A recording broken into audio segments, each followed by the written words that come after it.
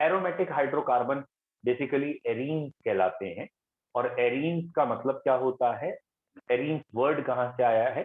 From pleasant smelling. ठीक है, they have very pleasant order और स्मेल, वहां से इनके लिए वर्ड दिया गया है। एरोमा वर्ड का मतलब ही प्लीजेंट स्मेल होता है, वहां से वर्ड आ गया एरीन।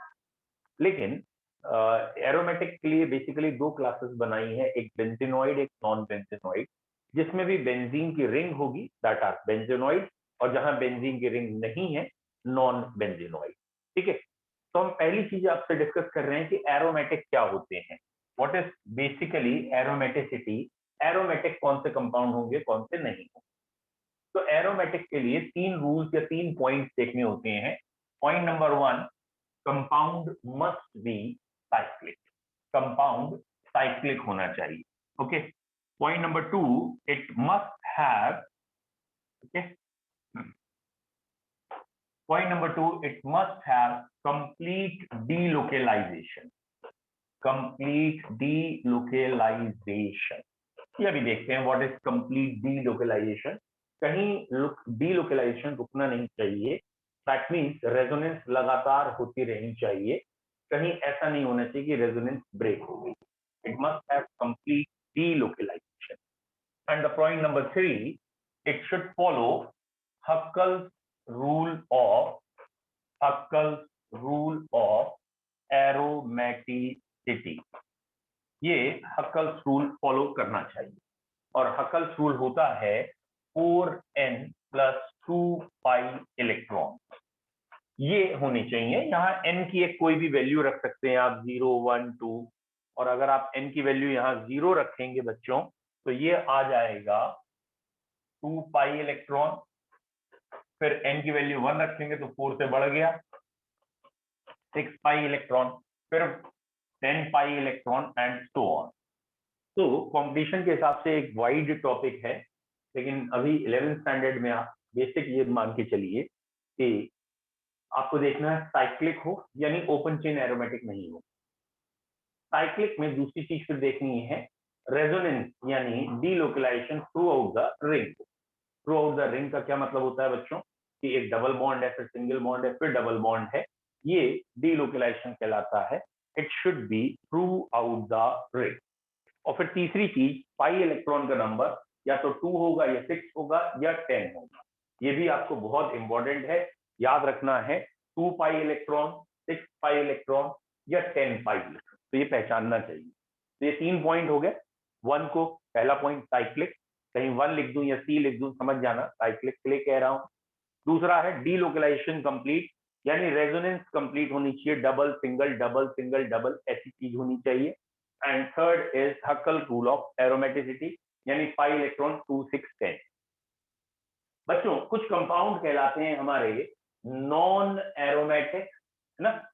नॉन एरोमेटिक मतलब इनमें से कोई भी एक रूल भी फेल हो जाए तो वो कहलाएगा नॉन एरोमेटिक।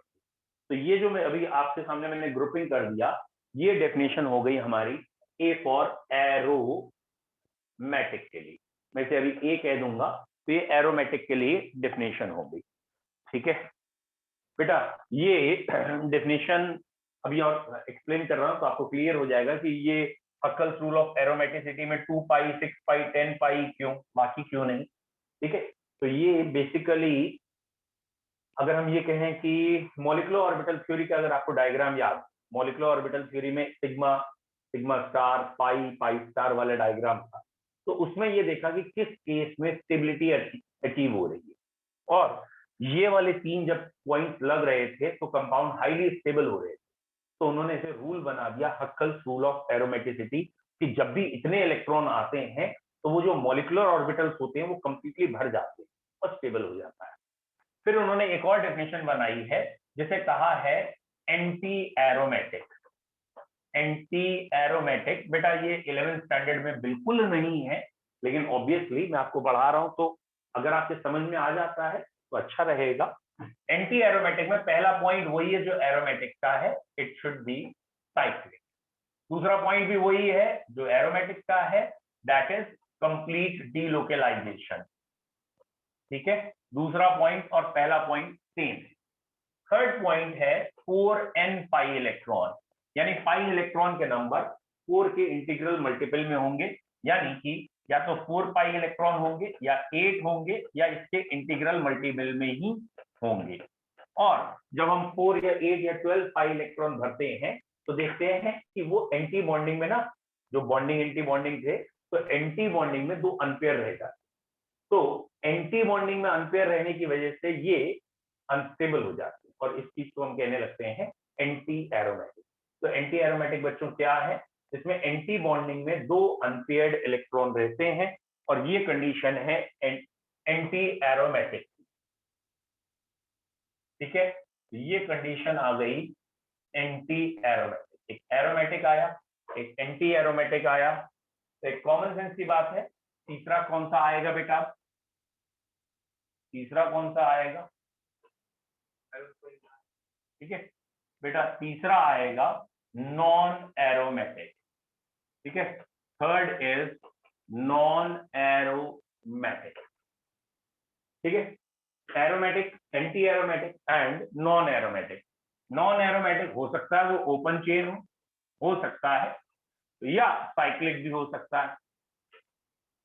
बस मेन पॉइंट ये है, डी लोकेलाइजेशन नॉट कंप्लीट। अगर डी लोकेलाइजेशन कंप्लीट नहीं है तो वो कहलाता है नॉन एरोमेटिक। तो नॉन एरोमेटिक तब कहते हैं जब डी लोकेलाइजेशन कंप्लीट नहीं होता। चलिए मैं आपको पहले एग्जांपल से समझाता हूं कि किसे हम एरोमेटिक कहेंगे, किसे नॉन एरोमेटिक, किसे एंटी एरोमेटिक। ठीक है, एग्जांपल से समझिए। पहला केस बहुत सिंपल बता रहा हूं, ये मैंने बेंजीन बनाई है। ठीक है, पहला पॉइंट इसमें लग रहा है, पहला पॉइंट लग रहा है। कौन सा था पहला पॉइंट? मैंने कहा था या तो 1 लिख दूंगा या साइक्लिक लिख दूंगा, तो समझ जाना पहला पॉइंट फॉलो हो रहा है, यानी ये साइक्लिक। गुड। दूसरा पॉइंट, क्या इसमें रेजोनेंस पूरी रिंग में है? तो यहां देखिए 2 इलेक्ट्रॉन, फिर सिंगल बॉन्ड, फिर 2 इलेक्ट्रॉन, फिर सिंगल बॉन्ड, फिर 2 इलेक्ट्रॉन। ठीक है, तो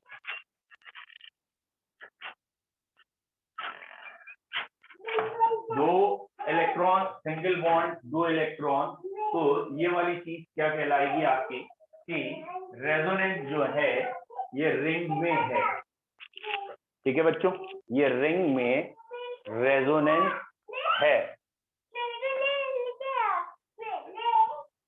ठीक है, अब हम बात करते हैं तीसरे पॉइंट की। बेटा तीसरा पॉइंट क्या है, यहाँ पाई इलेक्ट्रॉन कितने हैं? तो ये वाले 2 इलेक्ट्रॉन ये पाई कहलाएंगे क्योंकि ये पाई बॉन्ड में ही है, रेजोनेंस में है। ये 2 इलेक्ट्रॉन भी पाई इलेक्ट्रॉन है और ये 2 इलेक्ट्रॉन भी पाई इलेक्ट्रॉन है। तो पाई इलेक्ट्रॉन टोटल कितने हो गए? 6 हो गए। तो 6 पाई इलेक्ट्रॉन, यानी तीसरा पॉइंट भी वो फॉलो हो रहा है कि साइक्लिक भी है, रेजोनेंस पूरे में भी है, double single double single double single double single लगातार है, कहीं ब्रेक नहीं हो रहे, और पाई इलेक्ट्रॉन भी 6 है, इसलिए ये चीज एरोमेटिक है। और ये आप जानते हो बेंजीन एक एरोमेटिक है, या पेरेंट एरोमेटिक इज बेंजीन। बोलो बच्चों, पहले वाले में, इस वाले में किसी बच्चे को कोई डाउट? वेरी गुड, सभी को क्लियर है इसका मतलब? बहुत बढ़िया। अब दूसरा एग्जाम्पल, वंशिका क्लियर, विजय क्लियर, 2 बच्चों को तो चलो आ ही गया। ठीक है, अब ईशी को भी आ गया। अब निशिका क्लियर, कार्तिक क्लियर। चलिए अगला, अब थोड़ा ध्यान से देखिएगा क्योंकि अब मैं थोड़ा सा लेवल बढ़ा के क्वेश्चन दूंगा, लिटिल बिट, थोड़ा सा। ठीक है, ये रहा एक 3 मेंबर की रिंग डबल बॉन्ड, 3 मेंबर की रिंग डबल बॉन्ड, 3 मेंबर की रिंग डबल बॉन्ड। पहले वाले केस में मैंने कुछ भी चेंज नहीं किया, सेकंड वाले केस में मैंने यहाँ प्लस चार्ज लगाया है, और थर्ड वाले केस में मैंने यहाँ माइनस चार्ज लगाया है। Now the question is this, क्या ये तीनों एरोमेटिक हैं, तीनों नॉन एरोमेटिक हैं, या एक एरोमेटिक, एक नॉन एरोमेटिक और एक एंटी एरोमेटिक? ए बी सी।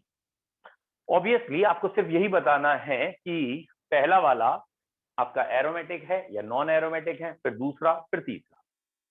चलिए मैं आपकी इस क्वेश्चन में हेल्प करता हूं। पहला आपका क्या है?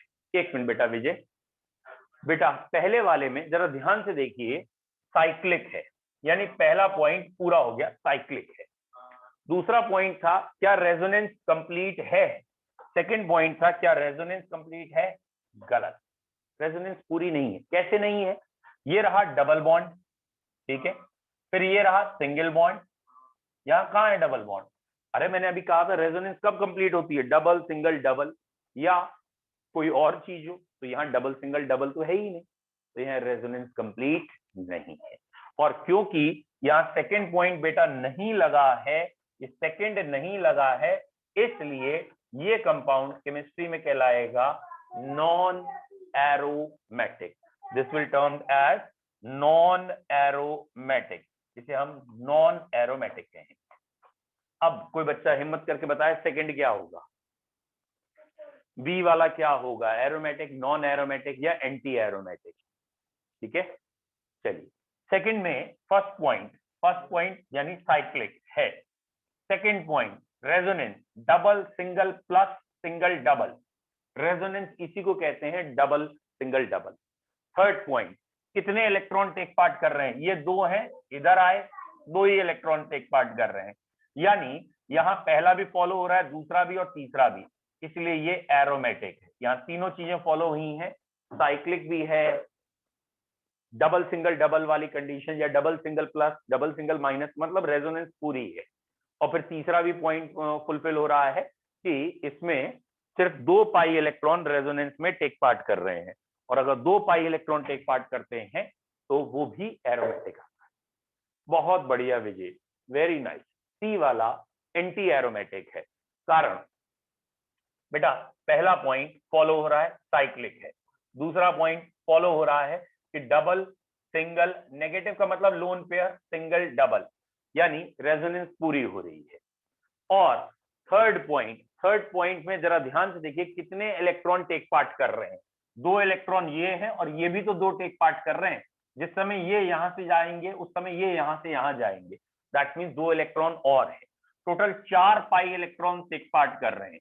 और जब 4 पाई इलेक्ट्रॉन टेक पार्ट करते हैं तो 4 8 12 ये एंटी एरोमेटिक होता है, तो ये कंपाउंड एंटी एरोमेटिक में आएगा, ठीक है। फिर से देखते हैं अगला क्वेश्चन, ये मैंने 5 मेंबर की रिंग बनाई है, डबल बॉन्ड 2 लगा दिए हैं, 5 मेंबर की रिंग 2 डबल बॉन्ड, और यहां मैंने दिखाया है प्लस चार्ज और यहां दिखा दिया है माइनस चार्ज। सेम क्वेश्चन वही पहले दूसरे तीसरे में बताइए, ये पहला क्या है, दूसरा क्या है और तीसरा क्या है। बहुत बढ़िया, पहला वाला सभी बच्चों को क्लियर है, नॉन एरोमेटिक है, क्योंकि इसमें ये वाला जो कार्बन है ये sp3 हाइब्रिडाइज है, और sp3 में कभी भी रेजोनेंस नहीं हो सकती, या ये डबल सिंगल डबल में टेक पार्ट नहीं कर सकता, इसलिए पहला नॉन एरोमेटिक है। Very good Nishika, very good Kartik, सब दोनों सही है। अब दूसरे पे आते हैं, सेकंड क्या है, सेकंड वाला, और सात्विक आपने सिर्फ लिखा है थर्ड वाला डैश होगा, क्या होगा भाई, ठीक है, बी एरोमेटिक कहा है निशिका ने, चलिए चेक करते हैं बच्चों, ये है 2 इलेक्ट्रॉन, ये है 2, ये हो गए 4, वेरी गुड। और अगर ये 4 हुए तो ये तो प्लस चार्ज है, प्लस चार्ज में इलेक्ट्रॉन तो है नहीं, तो ये सिर्फ 4 पाई इलेक्ट्रॉन है, और अगर 4 पाई इलेक्ट्रॉन है तो अब मैं शॉर्ट में से ए दैट इज एंटी एरोमेटिक, यहाँ ये रहे 2, ये रहे 2 और ये रहे 2, यानी 6 पाई इलेक्ट्रॉन, 6 पाई इलेक्ट्रॉन, यानी ये aromatic anti aromatic and it is non aromatic. बच्चों स्टेबिलिटी के हिसाब से एरोमेटिक सबसे ज्यादा स्टेबल होता है, फिर नॉन एरोमेटिक होता है, फिर एंटी एरोमेटिक होता है। याद रखिएगा अगर कभी कंपैरिजन हो तो aromatic, non aromatic, then anti aromatic. बेटा छोड़िए ना,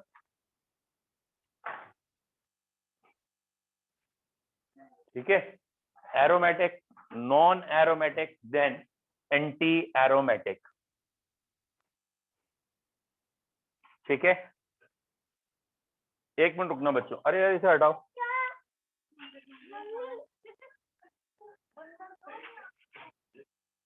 क्लियर है, नेक्स्ट फिर से देखते हैं अब अगर आपको समझ में आ गया तो अगला आप खुद कर लेंगे या नहीं कर लेंगे। चलिए थोड़ा सिंपल करें ना। ये मैंने 4 की रिंग बनाई है 2 पाई बॉन्ड, 4 की रिंग बनाई है 2 पाई की जगह 1 पाई 2 प्लस 1 पाई 2 माइनस।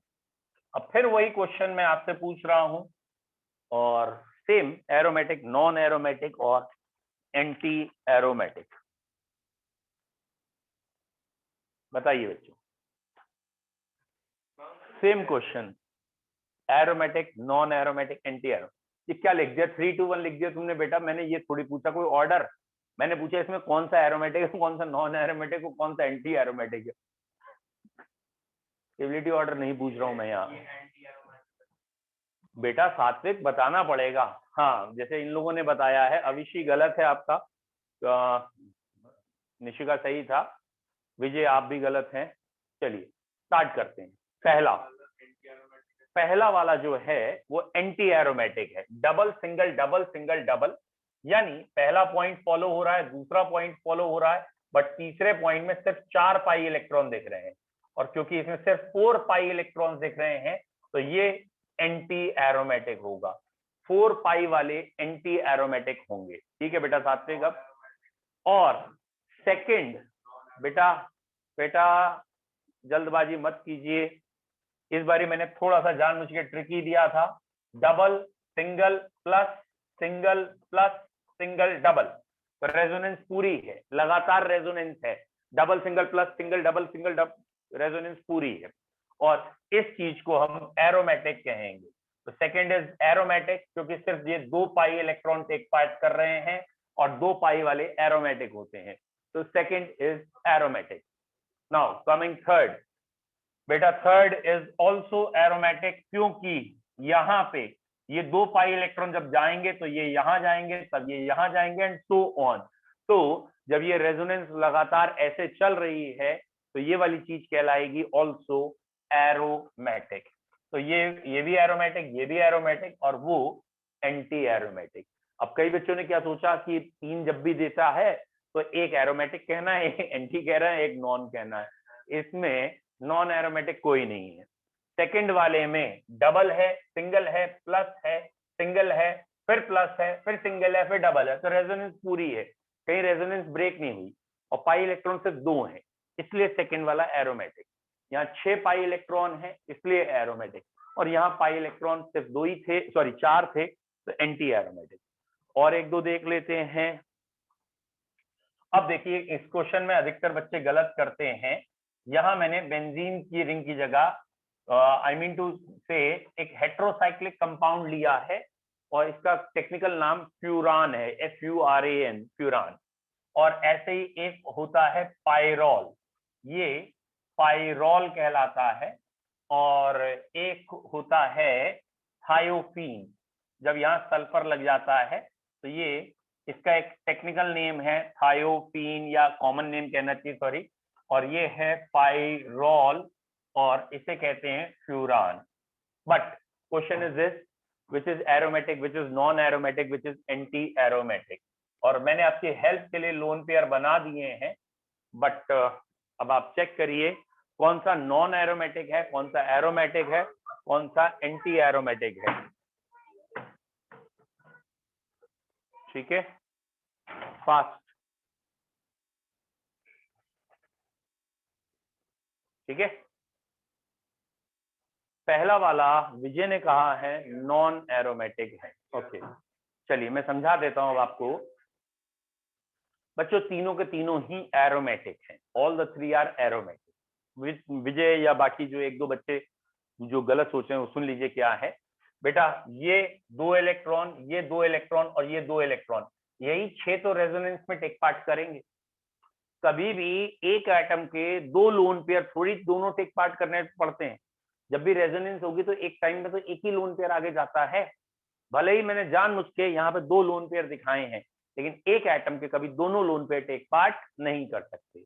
और अगर ये दोनों लोन पेयर टेक पार्ट नहीं कर सकते तो जिस समय ये इलेक्ट्रॉन यहाँ जाएंगे, ये यहाँ जाएंगे, ये यहाँ जाएंगे, तो ये रेजोनेंस कंप्लीट हो जाएगी, ये एरोमेटिक। तो यहाँ 6 पाई इलेक्ट्रॉन है, यहाँ पे भी बेटा 6 पाई इलेक्ट्रॉन है और यहाँ पे भी 6 पाई इलेक्ट्रॉन है, and all the three are same.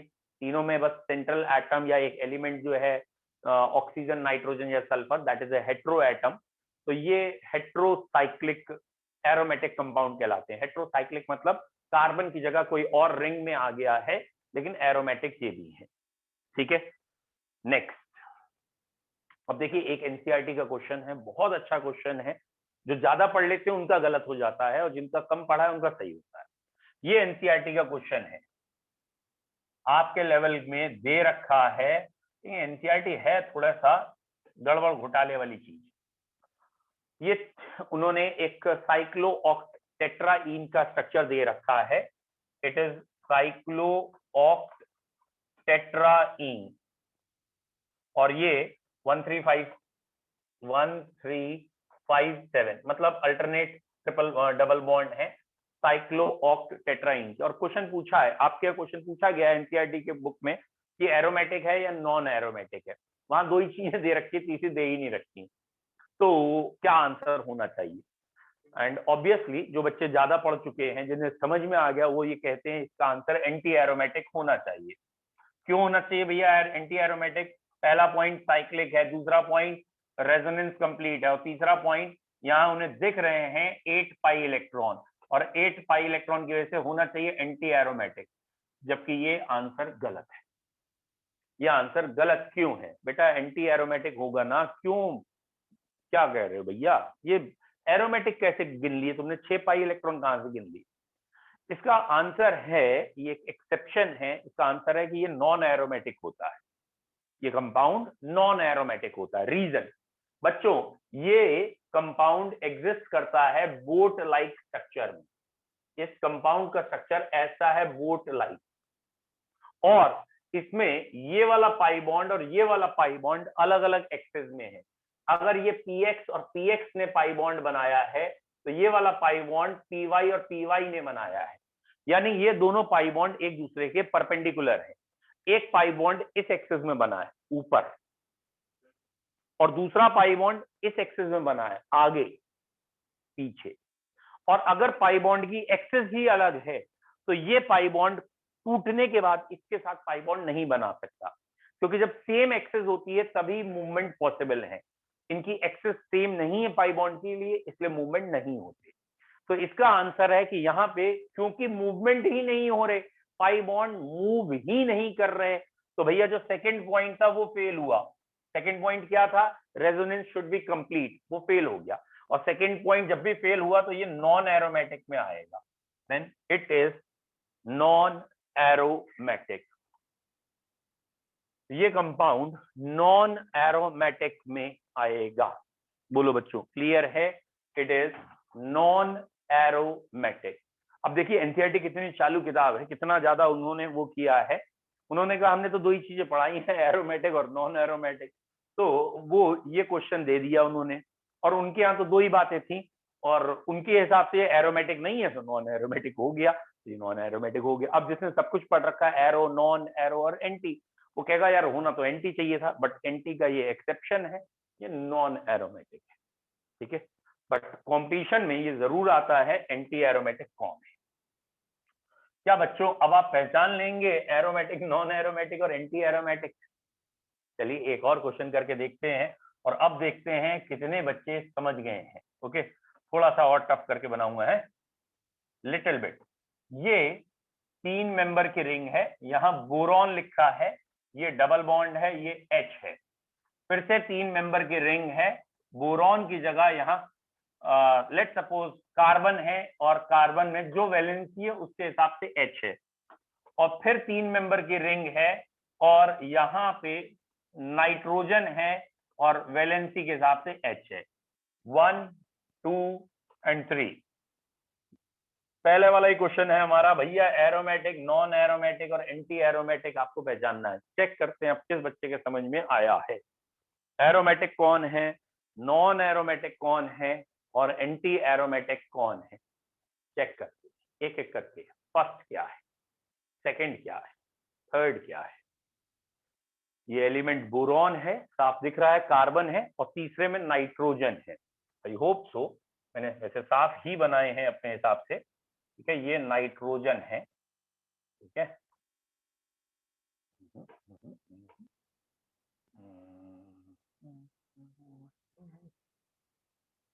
ये नाइट्रोजन है। चलो, फिर ये कार्बन है। अच्छा, एक बच्चे का आंसर आया विजय का, अभी तक बाकी किसी ने पहले का ही आंसर नहीं दिया है। ये कार्बन कहना चाहा है और ये बोरॉन।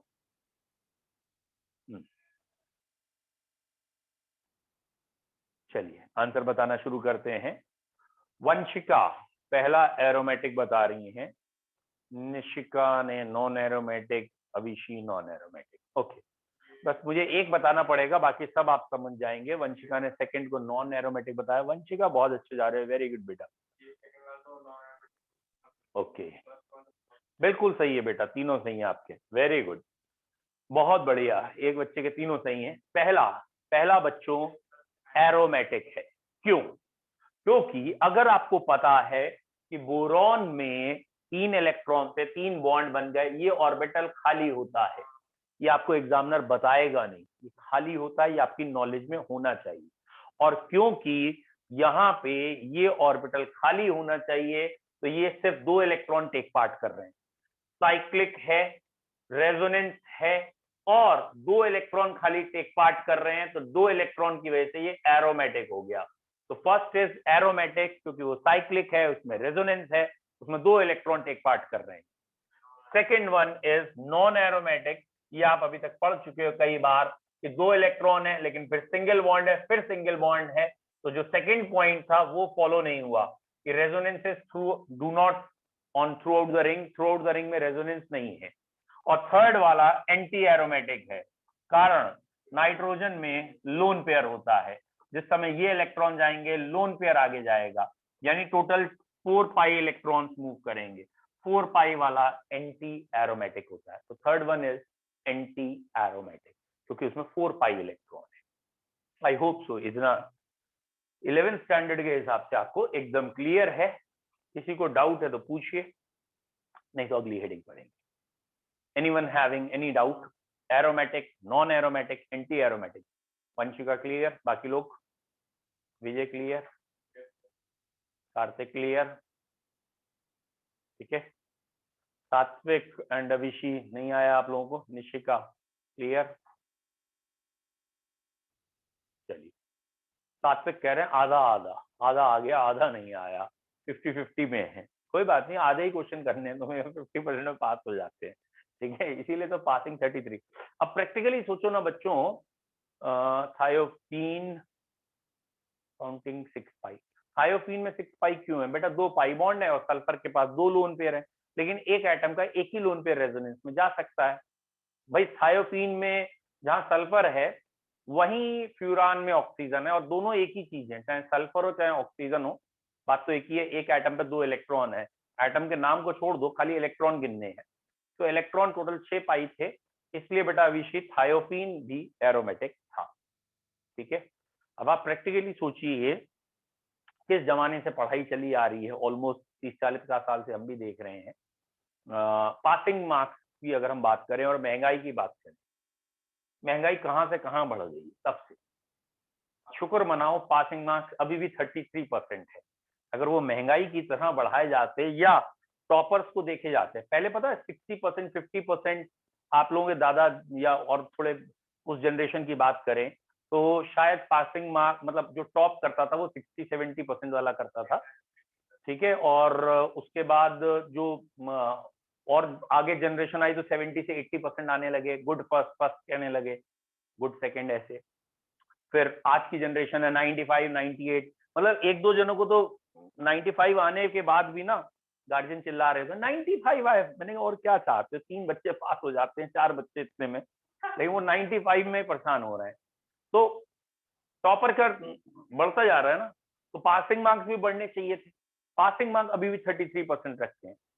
सात्विक देखो, तुम्हें अगर 50% भी समझ में आ गया है तो तुम पासिंग के ऊपर हो, it's okay for you, good. चलिए अब अगली हेडिंग पे स्टार्ट करते हैं। Next heading is benzene. हमें जो पढ़ना है वो है बेंजीन। ऑब्वियसली बेंजीन का स्ट्रक्चर भी डिस्कस करना है, लेकिन हम पहले मेथड ऑफ प्रिपरेशन और प्रॉपर्टीज, क्योंकि क्वेश्चन सबसे ज्यादा वहां से आते हैं। तो हेडिंग है हमारी बेंजीन की preparation, method of preparation, MOP. Okay, पहला मेथड है बेंजीन बनाने का फ्रॉम एसिटाइलिन। ओके, ये एसिटाइलिन तो सुना सुना है, सुना सुना है एसिटाइलिन। अगर सुना सुना है तो बताओ। तो एसिटाइलिन अगर आपका सुना सुना है तो एसिटाइलिन से बेंजीन बनाओ। पढ़ा है ना एसिटाइलिन तो उससे बेंजीन बनाओ। सुना सुना है या सुना सुना है? अब तो सुना सुना हो गया कईयों के लिए। हमने कुछ दिनों पहले पढ़ा था, एक आध दिन पहले, कि एसिटाइलिन को रेड हॉट आयरन ट्यूब में पास करें, रेड हॉट आयरन ट्यूब में, तो वो साइक्लिक पॉलीमराइज होके बेंजीन बन जाता है। जिसको समझ में नहीं आया उसे रेड हॉट आयरन ट्यूब की जरूरत है, इसी डंडे से पिटाई होगी तब याद होगा तुम्हें। अबे 2 दिन पहले का भूल गए हो, जो 2 दिन पहले पढ़ाया था कि एसिटिलीन साइक्लिक पॉलीमराइज हो जाता है रेड हॉट आयरन ट्यूब के, और वहां कुछ 800 कुछ टेम्परेचर भी दिया था, समवट 825 केल्विन टेम्परेचर पे ये रेड हॉट आयरन में जब पास करते हैं तो साइक्लिक पॉलीमराइज होकर बेंजीन बनता है। कौन याद करे तुम्हें? चचा याद करेगा? लियो एक और बता रही है, बोले कल ही तो पढ़ाया है। अब अगर किसी को ना कल पढ़ाए तब याद नहीं है, बोले हमने कल जो खाया हमें वो याद नहीं, तुम पढ़ाई की बात कर रहे हो। हाँ, हम खाने को भूल जाते हो, तुम पढ़ने की बात कर रहे हो। आगे बढ़ो, तुम पढ़ाओ। सेकंड मेथड, सेकंड मेथड, अरे ये भी कुछ पढ़ा हुआ है, फ्रॉम एल्केन। अरे राम, ये भी पुराना मेथड आ गया। ये पिछला ना आता तुम्हें, इसका क्या खा कर याद होगा? लेट थिंक, शायद अब ये ना ऑनलाइन में तुम्हें फायदा, घर बैठे कॉपी के पन्ने पलट के देख के बता दोगे, बिना पन्ने देख के बताओ पलटे। हेक्सेन दोस्त, हाँ, एक बच्चे ने नाम दिया हेलोजिनेशन। चलो कुछ तो अटेम्प्ट किया विजय, बट बेटा विजय, हेलोजिनेशन का मतलब होता है हेलोजन जोड़ना। तुम हेलोजन क्यों जोड़ना चाह रहे हो? वो बात सही है, हेलो अच्छा वर्ड है, हेलो करने चाहिए लोगों को, और जन मतलब जन जागरण है, बहुत बढ़िया है। तेरी आवाज साफ नहीं आई, लेकिन क्यों हेलोजिनेशन कर रहा है तू? नहीं बोलेगा, चलो छोड़ो ना, तुम लोग कभी ना सुधरोगे। ये मेथड हमने आपको पढ़ाया था कि अगर हम हेक्सेन, नॉर्मल हेक्सेन ले लें और उसको Al2O3, Cr2O3, MnO कैटलिस्ट पे पास करें high temperature and high pressure पर, तो शायद याद आ गया हो, पहले साइक्लोहेक्सेन फिर बेंजीन बनती है, 4H2 अलग हो जाते हैं। That is known as, the process is known as, अब तो याद आ ही गया, एरोमेटाइजेशन। एल्केन में हमने 2 रिएक्शन पढ़ी थी, एक आइसोमेराइजेशन और एक एरोमेटाइजेशन।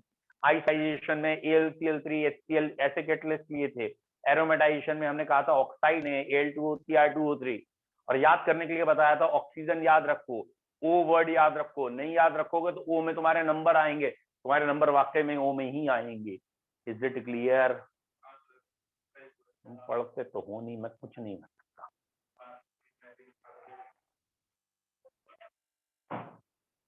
भैया पहले 2 मेथड क्लियर हो तो तीसरा या चौथा फिर अगले मेथड बताएं, पहले 2 क्लियर हैं? ये ऑनलाइन वाले ना बोल रहे, निशिका तिवारी ने खाली कहा अभी तक। विजय क्लियर, पहले दोनों क्लियर है, वंशिका क्लियर, ठीक। तीसरा मेथड देखो, तीसरा मेथड डीकार्बोक्सिलेशन। ओ तेरी, ये भी हो चुका है, ये भी हो चुका है, इससे भी हम पढ़ चुके हैं डीकार्बोक्सिलेशन। करिए डीकार्बोक्सिलेशन। अगर हम यहां sodium salt of benzoic acid ले लें, ये कहलाता है बेंजोइक एसिड का sodium salt, that is very good साथ पे, दैट इज सोडियम बेंजोएट। और इसमें अगर हमें याद हो रिएजेंट था NaOH एंड CaO, और इस चीज को हम सोडा लाइम कहते हैं, जो एस ब्लॉक में भी पड़ा है।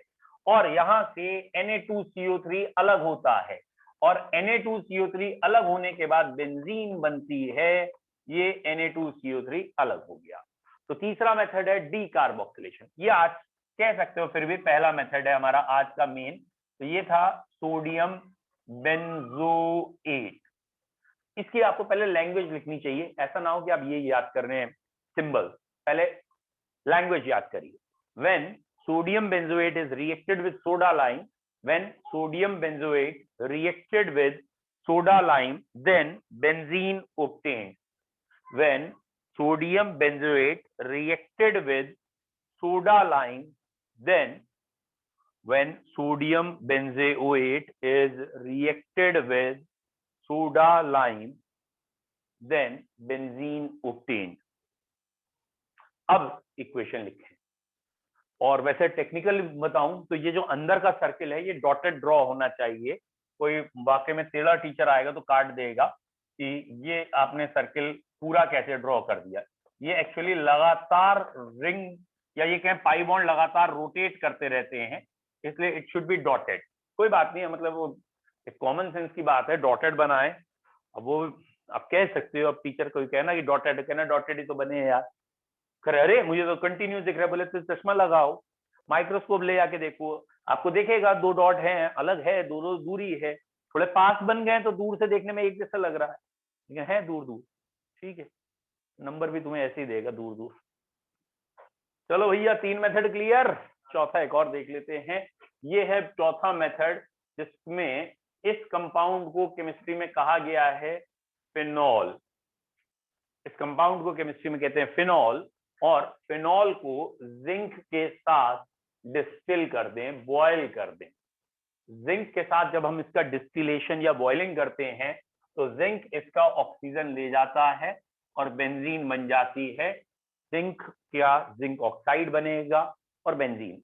When phenol is distilled with zinc, when phenol is distilled with zinc, then benzene obtained।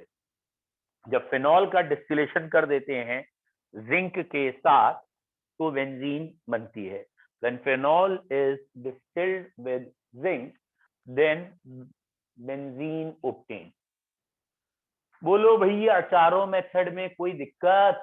4 में से 3 पुराने मेथड थे, कोई दिक्कत हो तो जल्दी बताइए। वेरी गुड निशिका, वंशिका, दो बच्चों को तो क्लियर है। Good, Vijay clear, okay. Avishi sir, in phenol also circle, obviously हर जगह डॉटेड, बट मैंने डॉटेड ही बनाया अविशी, वो तुम्हें दूर से देखने में ऐसे लग रहा है कि वो पास आ गए हूँ, लेकिन है वो डॉटेड ही। ध्यान से देखो, मैं थोड़ा दूर दूर बना दूंगा, ठीक है। हर जगह चाहे कोई भी हो, इसमें ये सर्किल आपको ऐसे दिखाना चाहिए। ये अभी बताऊंगा क्यों ऐसे दिखाना चाहिए डॉटेड, कंप्लीट थिक लाइन गलत क्यों, वो भी आगे रीजन आएगा। सारे फिलहाल 4 मेथड ऑफ प्रिपरेशन हुए, चारों क्लियर है आपको, आई होप तो। ठीक है, अब हमें इसकी केमिकल प्रॉपर्टी पढ़नी है। ठीक है, बेंजीन की केमिकल प्रॉपर्टीज पढ़ेंगे, लेकिन आज नहीं कल पढ़ेंगे। ठीक है, आज आपका होमवर्क ये है, एरोमेटिज्म सही से पढ़ लीजिए, बेंजीन पढ़ लीजिए, प्रिपरेशन। कल हम प्रॉपर्टीज पढ़ के ऑलमोस्ट वाइंड अप पे आएंगे, और जब इस चैप्टर को जब हम वाइंड अप करेंगे ना, तो सबसे ज्यादा मजा आएगा, बिकॉज जिसका लास्ट लेक्चर होगा वो सबसे इंपॉर्टेंट होगा, उसमें कन्वर्जन्स होंगे। मैं आपको पढ़ाऊंगा मीथेन से ईथेन, मीथेन से बेंजीन। सबसे ज्यादा ऑर्गेनिक का कॉन्फिडेंस, सबसे ज्यादा ऑर्गेनिक पे ग्रैप आती है कन्वर्जन से, कि हमारे पास लैब में मीथेन है, बेंजीन बना के दिखाइए, बेंजोइक एसिड बना के दिखाइए। तो वो लास्ट लेक्चर के बाद होगा, आई मीन कल के बाद, परसों हो जाएगा।